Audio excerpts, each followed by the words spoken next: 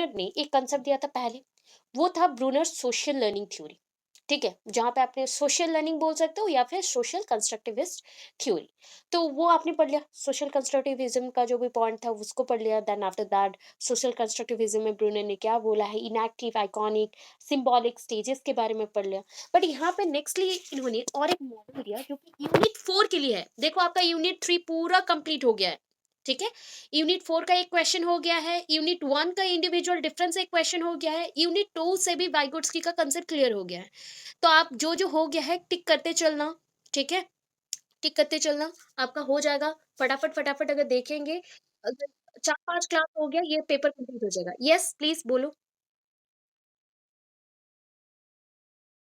Okay okay, unit 3 total complete, tick कर लो पूरा यूनिट को, हो गया। एंड आफ्टर दैट यूनिट 4 का phases, phases of teaching completed, already completed. Okay, unit 1 में आ जाओ, individual difference, individual difference complete हो गया है। यूनिट 2 में आ जाओ, वाइगोट्स्की का कंसेप्ट कंप्लीट हो गया, वाइगोट्स्की का कंसेप्ट कंप्लीट हो गया। क्लियर हो गया? ठीक है, ओके चलो। अब देखो ये जो कंसेप्ट था टोटली डिफरेंट है। मैंने आपको ये नहीं बोला कि वाइगोट्स्की का कंसेप्ट यूनिट 2 में है, यूनिट 3 में है, तो दोनों सेम था इसलिए पढ़ा दिया। बट मैंने आपको ब्रूनर का कंसेप्ट दोनों जगह है, यूनिट 4 में भी था, यूनिट 3 में भी था, बट ये टोटली डिफरेंट कंसेप्ट है। ये एक मॉडल है, वो सोशल कंस्ट्रक्टिविस्ट थ्योरी है। ब्रूनर का सोशल कंस्ट्रक्टिविस्ट थ्योरी अलग क्वेश्चन है यूनिट 3 में, यूनिट 4 में कंसेप्ट अटेनमेंट मॉडल एक अलग है। ठीक है, तो यहाँ पे मेंशन है कि जेरोम ब्रूनर ने अपना जो टीचिंग लर्निंग का एक मॉडल डाला। ठीक है, उन्होंने क्या किया, first of all collection of data किया। आफ्टर दैट डाटास को जब कलेक्ट कर लेते हो तो क्या करते हो, जब आप मार्केट गए and different type of vegetables लेके आते हो, तो सोच लो द वेजिटेबल्स आर डाटास, सारे डाटास आपके वेजिटेबल्स हैं। एंड उसको आने के बाद घर पे क्या करते हो, आलू आलू की जगह पे रख दी, उसके लिए अलग से टोकरी है, बैग है, कुछ भी है।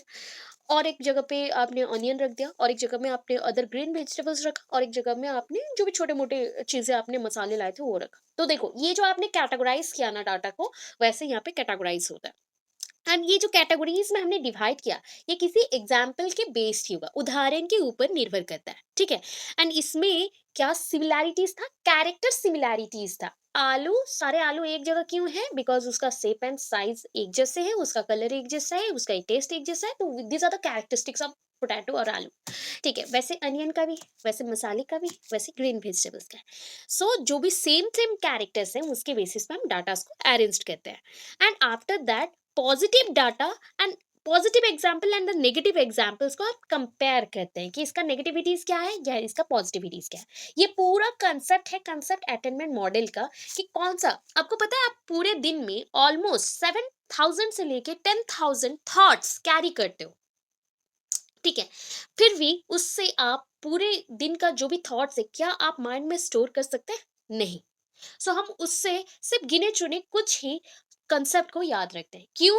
जो कंसेप्ट का कैरेक्टर्स आपके माइंड में फिक्स्ड है, या फिर उस कैरेक्टर को आप लेना चाहते हो, या फिर this characters are very simple और पॉजिटिव इन नेचर, और may be you think about the negative characters, तो नेगेटिव इन नेचर, तो उसी का ही आइडियाज आपके माइंड में रह जाता है, उसी का एक्सप्लेनेशन आपके माइंड में रहता है। बस ये याद रह गया, ये सिंपलिस्टिक स्टोरी है, इसका सिंपल सा स्टोरी है कंसेप्ट अटेनमेंट मॉडल का। अभी जब पढ़ाऊंगी ये बहुत डिफिकल्ट हो जाएगा, बट इतना याद रखो ये पूरा कंसेप्ट है इसका। हो गया? अभी देखो कंसेप्ट अटेनमेंट मॉडल हिंदी में भी सेम है, देख लेना बच्चे। तो concept attainment model is given by Jerome Bruner, ये तो पहला ही हो गया। Model requires a student to figure out attributes of a category that is already formed in another person's mind by comparing and contrasting examples that contains the characteristics of the concept with examples that do not contain those attributes। Simple सा चीज जो समझाए थे यहाँ पे कितना critical कर रहा है, देखो आपके बुक में तो और भी डिफरेंट वे से बहुत ज्यादा ही क्रिटिकल कर दिया। अभी देखो क्या बोल रहा है, सपोज एक स्टूडेंट है, ठीक है, सपोज एक स्टूडेंट ये है, उसको एक टॉपिक के बारे में कोई आइडिया नहीं है, टॉपिक के बारे में कोई आइडिया नहीं है, बट वो कैटेगराइज करना चाहता है इस टॉपिक के डाटास को। ठीक है, तो किसके बेसिस पे करेगा एग्जाम्पल्स के बेसिस पे करेगा, राइट? एग्जाम्पल्स के बेसिस पे करेगा, बट ये एग्जाम्पल्स किसी से वो लेगा ना, किसी से वो लेगा, that means one kind of बोल सकते हो एक्सपीरियंस लेना। मैं आपसे, मुझे एक चीज पता नहीं है, सो आई नीड सम आइडियाज। सो ये आइडियाज मैं कहाँ से लूंगी? जिसको उस चीज के बारे में पता है, राइट? तो ये चीज क्या हो गया, एक पर्सन ने उसको, अनदर पर्सन, आप सोच लो, अनदर पर्सन के लिए मैंने A1 ले लिया। अभी A1 को सारा कुछ पता है, उसके माइंड में सारा आइडियाज है, एंड उसने कंपेयर करके भी एग्जाम्पल्स को अरेंज कर दिया, एंड उसी के बेसिस पे उससे आइडियाज लेके ये स्टूडेंट क्या करेगा, इस टॉपिक का जितने भी मटेरियल थे या डाटास थे उसको कैटेगराइज करेगा। ये होता है कंसेप्ट अटेनमेंट मॉडल। आप कंसेप्ट को कैसे रिसीव कर रहे हो अपने माइंड में, उसका पूरा प्रोसेस ये बता रहा है कि जब भी आपके माइंड में सिमिलर थिंग्स आते हैं, सिमिलर कैरेक्टर्स आते हैं या सिमिलर एग्जांपल्स आते हैं with related to this topic, आप उस चीज को याद रख लेते हो। बट ये चीज जब आया आपके पास, this is a foreign particle या फॉरेन थ्योरी और फॉरेन कंसेप्ट बाहर से आ रहा है। सो बाहर से किससे आया? कोई भी एक अदर पर्सन से आया है। कोई दूसरे पर्सन से जब आप आइडियाज ले रहे हो, एंड उस आइडियाज को उसी के आइडियाज के बेसिस पे क्या कर रहे हो, कैटेगराइज कर रहे हो, तो उसको हमने कंसेप्ट अटेनमेंट मॉडल, ठीक है? सॉरी। चलो आगे। कंसेप्ट अटेनमेंट मॉडल का शॉर्ट फॉर्म है कैम। कंसेप्ट अटेनमेंट मॉडल पूरा देखो अल्फाबेटिकली हमने अरेंज किया हुआ है, ठीक है? इसका कंपोनेंट्स देखो, एग्जांपल्स मैंने बता दिया है, जो एग्जांपल्स था वही एग्जांपल मैंने बता दिया। अच्छा, कोई भी चीज लेना है तो उससे पहले हमें क्या चाहिए? सिंटैक्स। अभी सीन मतलब क्या होता है ना, ये होता है कि सारे डाटास को कलेक्ट कर लो, सिंपल सा चीज है। आप जब कुकिंग करते हो, you need some ideas, ideas के साथ साथ you need some masalas and vegetables also. तो आप वेजिटेबल्स को क्या करते हो, अपने पास रखते हो ना, या फिर एक एक काटोगे, एक एक लाओगे, सारी चीजों को एक साथ रखते हो, तो दैट इज कॉल्ड सिंटैक्स। यहाँ पे एक स्ट्रक्चर प्रोवाइड करना। तो in concept attainment model phase one बोला जा रहा है, phase 1 number 1 involves presenting data to learner. किसको दिया गया डाटा? को लर्नर्स को। सोच लो, आप लोग लर्नर्स हो, मैं आप लोगों को डाटा दे रही हूँ, नोट्स दे रही हूँ, तो दैट इज थिंक कर लो वो सारे आपके datas. Okay, each unit of data is a separate example और non example of the concept, और बोल सकते हो कोई भी स्टोरीज हो सकता है। ये जो एग्जाम्पल्स है, मैं जब आपको किसी चीज का एग्जाम्पल्स देती हूँ, समटाइम्स क्या होता है ना, कुछ चीजों का एग्जाम्पल्स भी नहीं होता, तो रियल बेसिक जो आइडिया रहता है आपको प्रोवाइड करती हूँ। कभी कभी होता है मेरे पास बहुत सारे एग्जाम्पल्स होते हैं, तो मैं एग्जाम्पल्स देती हूँ। तो ये एग्जाम्पल्स क्या हो सकता है?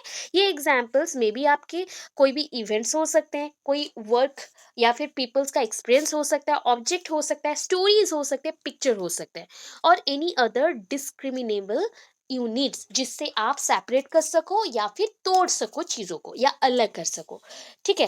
तो इन फेज 2 देखो, यहाँ पे फेज 1 फेज 2 है। ये फेज 1 था जहां पे आपको डाटा मैंने दिया as a person, another person, मैंने आपको डाटा दिया, ठीक है? फेज 2 में क्या होगा? Student test their attainment of the concept. उन्होंने कितना समझा। अभी आपको मैंने डाटा दे दिया, तो आप उसको ओपन करके चेक करोगे कि नहीं? तो आपने पहला चेक करना स्टार्ट किया। तो first by correctly identifying an additional unlabelled examples. देखो, मैंने जो डाटा दिया, आप पहले बुक से मैच करोगे, बुक आपका एग्जाम्पल है, आपके नोट्स भी आपका एक टाइप का एग्जाम्पल है। अभी दोनों में जब मैचिंग कर रहे हो, तो कुछ पॉइंट्स मैच कर रहे हैं, कुछ पॉइंट्स मैच नहीं किए, तो आपने क्या किया? जो मैच कर रहे हैं उसको बोला लेबल्ड एग्जाम्पल्स, जो मैच नहीं कर रहा है नॉन लेबल्ड एग्जाम्पल्स, ठीक है? ऐसे करके हमने कंसेप्ट के जो भी डाटास थे उसको डिवाइड कर दिया, and then generating their own examples. अभी आप क्या करोगे? मैंने आपको आइडिया दे दिया, आप उसका न्यू एग्जाम्पल्स खुद क्रिएट कर लोगे जिसका एग्जाम्पल्स नहीं था, ठीक है? क्लियर? अभी देखो इन फेज 3, तो पहला हमें क्या किया? फर्स्ट में हमने डाटा लिया, ठीक है? फर्स्ट ऑफ ऑल मैंने आपको डाटा दिया, ठीक है? सोच लेना, आप स्टूडेंट हो, आपको डाटा दिया गया।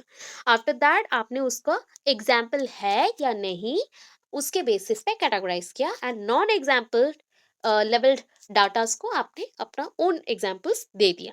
फेज 3 में student begin to analyse the strategies by which they attain concept.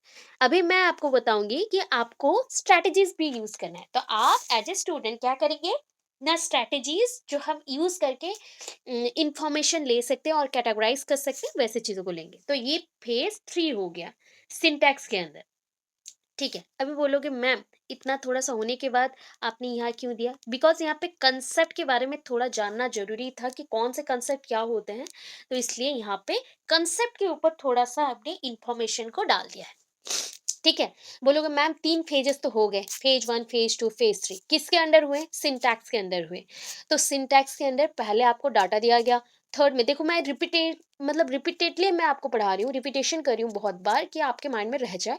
पहले आपको डाटा दी, ठीक है? एज़ अ टीचर मैंने आपको डाटा दिया और अनदर पर्सन थिंक कर लो, टीचर भी मत सोचो, अनदर पर्सन थिंक कर लो। आप जब डाटा ले रहे हो, तो आप उसको क्या करोगे फेज 2 में उसको अरेंज करोगे, एग्ज़ाम्पल्ड वाले, नॉन एग्ज़ाम्पल्ड वाले, हो गया। नंबर 3 में आपने क्या किया, जो आपने चीज़ों को अरेंज किया था, उसके बाद you need any type of strategy क्योंकि आपको समझना है कि आपने कंसेप्ट को कैसे लिया, ठीक है? अभी इसलिए क्या इंपॉर्टेंट है हमारा चीज़ ना कंसेप्ट, ये वर्ड क्या है? ये क्या समझाता है? सो अकॉर्डिंग टू डेकेको, ठीक है? अगर फटाफट से बोलोगे डेक्को, ठीक है? डेक्को मैंने देखो मतलब आप लोग बोल सकते हो कि डेसिसो भी बोल सकते हो, डेकेकोप भी बोल सकते हो, बट जब बहुत फास्टर प्रोनाउंसिएशन होता है तो डेक्को आता है। तो वर्ड को आप देखो कैसे प्रोनाउंस हो रहा है, प्रॉपर्ली देख लेना या फिर आप चेक कर सकते हो आपके जो भी गूगल में है, माइक्रोफ़ोन जो भी रहता है उसका खुद का, तो वहाँ पे देख लेना, ठीक है? वहाँ से भी प्रोनाउंसिएशन का सीख लोगे। Concept is a class of stimuli, देखो क्या है कंसेप्ट कहाँ से ले रहे हो आउटर वर्ल्ड से, तो concept is a class of stimuli, ये बाहर से जो भी जाता है उसको हम क्या बोलते हैं स्टिमुली, वो आपको इन्फ्लुएंस करता है मोस्ट ऑफ द टाइम आपके जितने भी इंफॉर्मेशन है वो बाहर से जाते हैं, तो that is the stimuli. So which have common characteristic, आपको कंसेप्ट जब मिलते हैं जिसको हम स्टिमुली बोल रहे हैं उसके कैरेक्टर सेम होते हैं, ऐसे बोला गया। टाइप्स ऑफ कंसेप्ट क्या है, जब आपको कंसेप्ट छोटे छोटे पॉइंट्स में मिले एंड डिटेल्ड मिले तो that is called the abstract concept, ठीक है?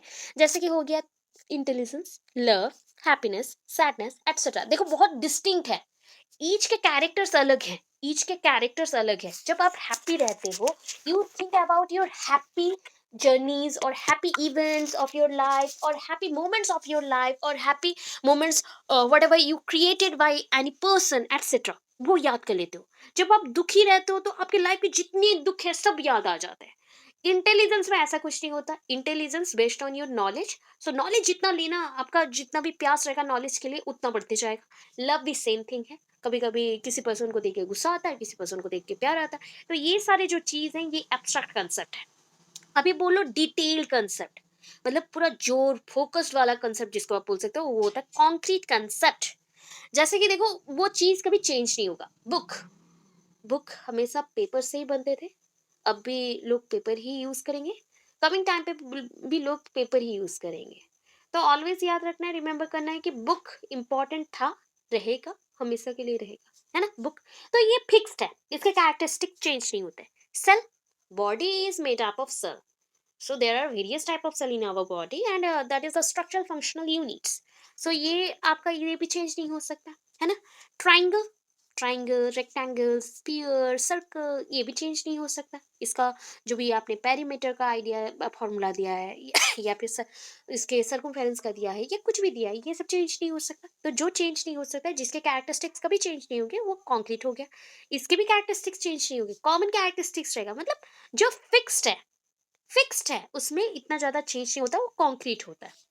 अभी प्राइमरी कंसेप्ट क्या है, जो प्राइमरी कंसेप्ट दूसरों के ऊपर डिपेंड नहीं करता है, तो not dependent on others, that means no dependence, किसी के ऊपर वो डिपेंड नहीं करता, just like example tree, tree किसी पे डिपेंड करता है नहीं। जैसे कि और एक एग्जाम्पल है आप इंग्लिश में यूज करते हो नाउन, नाउन से आगे कुछ होता नहीं है, नाउन एक स्टेटमेंट में होना चाहिए, मे बी नाउन कभी हाइड होता है कभी वो फोकस्ड होता है, तो ऐसे करके देखो तो ये प्राइमरी थिंग्स है, हो गया।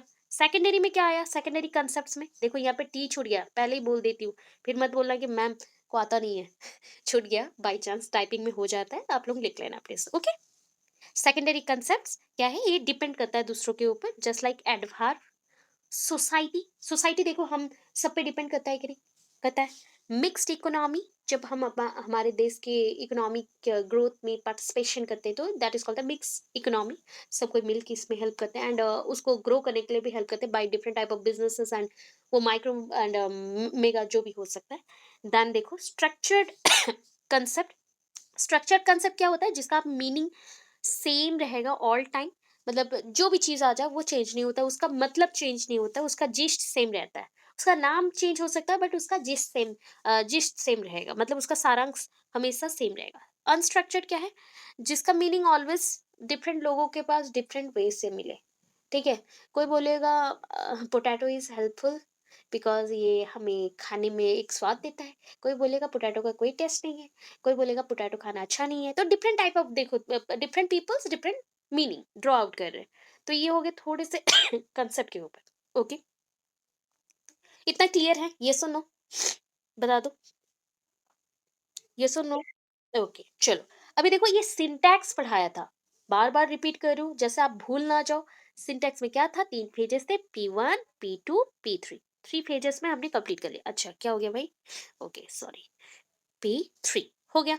ये 3 पेजेस में एक बच्चा पहले डाटास ले लिया, फिर उसको एग्जाम्पल के बेसिस पे डिवाइड कर लिया, फिर खुद का एग्जाम्पल्स देने के बाद वो स्ट्रैटेजी ढूंढ रहा है कि किस स्ट्रैटेजी में उसने कंसेप्ट को अटेंड किया। हो गया। ये सिंटैक्स है, मतलब किसी को अगर एक बेस देना हो, स्ट्रक्चर देना हो तो हम यूज करते हैं। After that social system. Social system क्या होता है? Prior to teaching with the concept attainment model the teacher chooses the concept. देखो, एक टीचर का रोल है। टीचर आप लोगों को पढ़ाने से पहले, जैसे कि मैं भी पढ़ाती हूँ, तो आपको पढ़ाने से पहले मुझे क्या चाहिए? पहले तो मैं कंसेप्ट सिलेक्ट करूंगी भाई। आफ्टर दैट उसको ऑर्गेनाइज करती हूँ। हमेशा मैं बोलती हूँ ये चीज़ ऐसा है, इतना लिखना है, इसमें इतना होना चाहिए। एंड उसको देती हूँ क्या? The material into positive and negative examples. मैं बहुत सारी इसके अंदर डिमेरिट्स मेरिट्स सब कुछ बताती हूँ। सीक्वेंस बनाती हूँ एग्जाम्पल्स का। देन आपको प्रोवाइड करती हूँ। The three major functions to the teacher during the concept attainment activity are क्या-क्या है? पहले तो रिकॉर्ड करना, प्रॉम्प्ट करना and present additional data. Any problem? Okay, otherwise mute off your microphone. अगर कोई क्वेश्चन नहीं है तो please mute off your microphone. कुछ बोल रहे हो क्या? आई थिंक बाय मिस्टेकली उन्होंने क्या किया है, मिल जाएगा। ठीक है।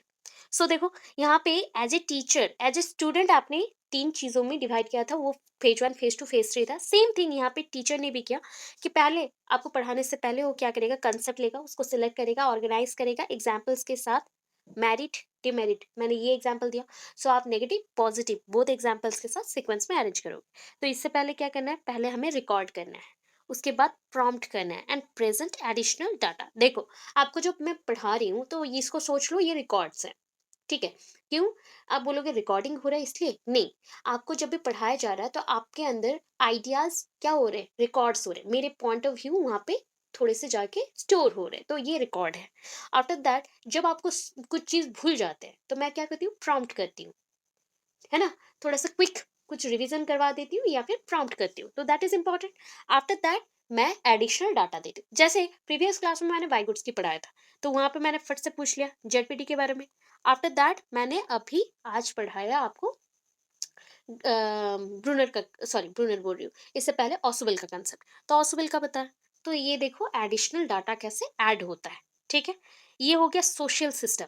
Social system. After that principle of reaction. Principle of reaction क्या होता है? जो चीज हो गया, ठीक है, अभी मैंने आपको अटेंटिवली बहुत कुछ बोल दिया।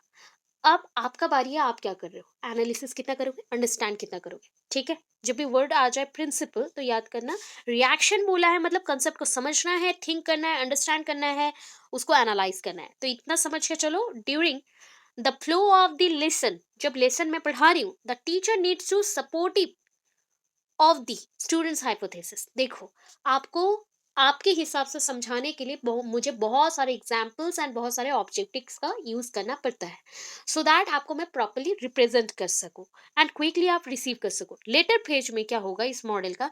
The teacher turn the student attention towards the analysis of their concept. आपके पास जितना नॉलेज गया उस बेसिस पे अगर आपके माइंड पे कुछ भी क्वेश्चंस आता है, दैट मीन्स थिंक कर लेना आपने खुद को एनालिसिस कर लिया कि इस कंसेप्ट को मैंने ऐसे रिसीव किया, इतना मुझे पता है। आफ्टर दैट ये बेस्ड होता है उनके थिंकिंग स्ट्रेटजीज के ऊपर and again being very supportive. तो ये क्या होता है ना, जब आप खुद से एनालाइज कर लेते हो मेरे पॉइंट ऑफ व्यू को, that means you support me, you support your teacher. आप अपने टीचर को सपोर्ट कर रहे हो अंडरस्टैंड करके, उसको थिंक करके, उनके कंसेप्ट को समझ के। तो ये होता है प्रिंसिपल ऑफ रिएक्शन, जो कि आप टीचर के कंसेप्ट के ऑपोजिट प्रोवाइड करते हो, उनके टूवर्ड्स जो भी अटेंशन प्रोवाइड करते हो, सपोर्टिव रोल दिखाते हो। सपोर्ट सिस्टम देख लो। Concept attainment lessons requires the positive negative examples, यही इसके सपोर्ट्स हैं। And be presented to students, जो भी स्टूडेंट्स हैं उनके सामने देते हैं। ये डाटा रिसोर्सेज जो है, ये किसके बेसिस पे होते हैं? Attributes of the characteristics.